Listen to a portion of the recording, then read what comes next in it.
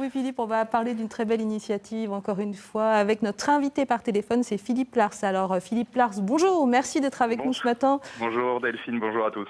Bonjour. Philippe, vous êtes musicien, chanteur, auteur, compositeur, Oui. interprète, comédien, mais pas seulement. Vous avez ouvert en 2014 un lieu particulier, un lieu d'échange culturel et de pratiques artistiques à vocation populaire. C'est un lieu d'éducation populaire, mais qu'est-ce que ça veut dire en fait ? L'éducation populaire, c'est un peu un engagement de tous les jours. Ça fait peut-être pompeux de dire ça, mais c'est vraiment une prise de conscience collective de citoyens qui veulent améliorer la vie. Rien que ça, Delphine.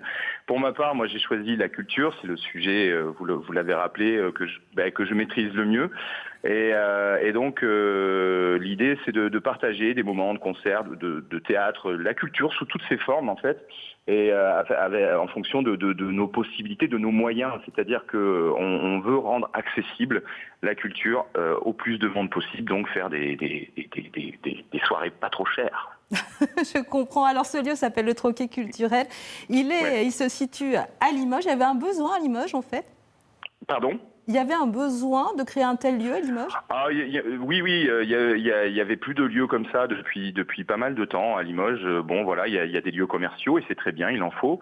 Il y a des lieux où on a la culture, disons, plus étatique, on va dire, plus subventionnée par la mairie, l'État. Et puis après, il n'y avait pas de lieux comme ça, de petits lieux indépendants.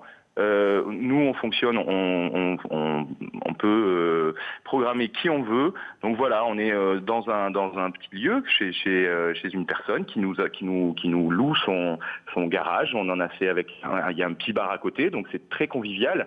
Et les spectacles sont les jeudis à 20h, un jeudi tous les 15 jours, ceux des semaines impaires. Et vous collaborez aussi avec des associations solidaires, expliquez-nous.